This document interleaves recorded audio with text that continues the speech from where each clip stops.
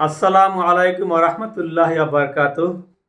আজকে আমরা ফাজাইলে আমল থেকে 27 পাতার 6 নম্বর হাদিসটা পড়ব। হাদিসটা আসছে হজরত আয়েশা রাদিয়াল্লাহু তাআলা আনহা থেকে। সবাই খুব গুরুত্ব সহকারে শুনবেন। আপনাদের কাছে আমার যে ভিডিওগুলো যায়, একটা ভিডিও যদি আপনারা অযথা বা রেফারেন্স ছাড়া কেউ প্রমাণ করতে পারেন, তো আপনারা যে শাস্তি দেবেন ওই শাস্তি গ্রহণ করে নেব। খেয়াল করবেন, অবশ্যই এগুলো কোরআন হাদিস এবং বিভিন্ন আলেম ও হুজুরদের কথা থেকে নেওয়া হয়, নকল করা হয়, কিন্তু এগুলো কোনো বানোয়াট কোনো কিছু দেওয়া হয় না। আপনারা প্রমাণ নেবেন ইনশাআল্লাহ। হজরত আয়েশা রাদিয়াল্লাহু তাআলা আনহা বলেন, একদা নবী করিম সাল্লাল্লাহু আলাইহি ওয়াসাল্লাম ঘরে তাশরিফ আনিলেন। আমি তাহার চেহারা মোবারকের দিকে লক্ষ্য করিয়া বুঝিতে পাইলাম, নিশ্চয়ই গুরুত্বপূর্ণ কোনো ব্যাপার দেখা দিয়েছে। হুজুর সাল্লাল্লাহু আলাইহি ওয়াসাল্লাম কাহার সাথে কথাবার্তা না বলিয়া উজু করিয়া মসজিদে তশরিফ নিয়ে গেলেন। আমি তাহার কথা শুনিবার জন্য ঘরের দেওয়ালে গা ঘেঁষিয়া দাঁড়াই গেলাম। হুজুর সাল্লাল্লাহু আলাইহি ওয়াসাল্লাম মসজিদে মেম্বারে তশরিফ রাখিলেন।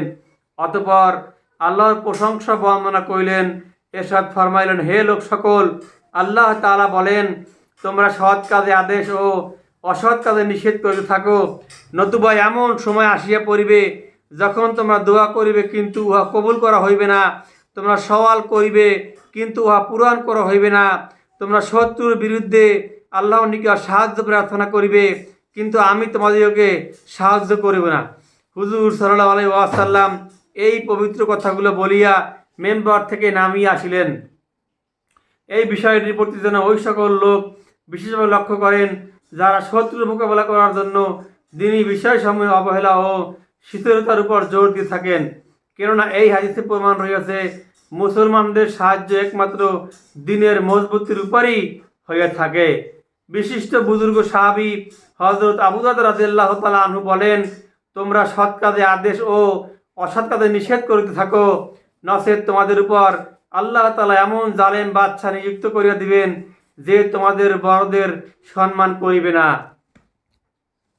আমাদের আমাদের দেশে 16-17 বছর কি জালেম বাদশা শাসন করে নাই? দেখেন, জালেম বাদশা কি শাসন করছে না? জানেন কেন জালেম বাদশা শাসন করছে? কারণ আমরা সৎ কাজের আদেশ এবং অসৎ কাজের নিষেধকে উঠাই দিছি। কোথাও কোনো অন্যায় হলে হুজুররা ঝাঁপাই পড়ে, কিন্তু আমরা যারা আছি আমাদের কি দায়িত্ব নাই সৎ কাজের আদেশ করার?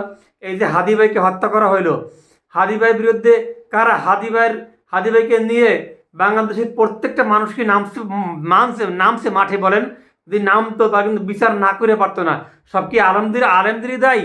আমরা যারা আমদানতা, আমাদের কি কোনো দায় নাই?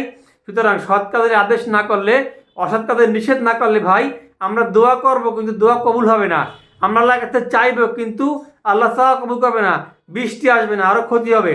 ভাই, ইসলামের জন্য, ইসলামের দাওয়াতের জন্য সাবস্ক্রাইব করুন, জানো আমার এই চ্যানেলটা আমি উৎসাহ এবং চ্যানেলটা সব জায়গায় ছড়িয়ে পড়ে। কারণ আমি চাই হাদিসের কথাগুলো সবাই জানুক। আপনাদের সবার জন্য দোয়া রইল, আল্লাহ আমাদের সবাইকে যেন জান্নাত হিসাবে কবুল করেন। বলেন আমিন।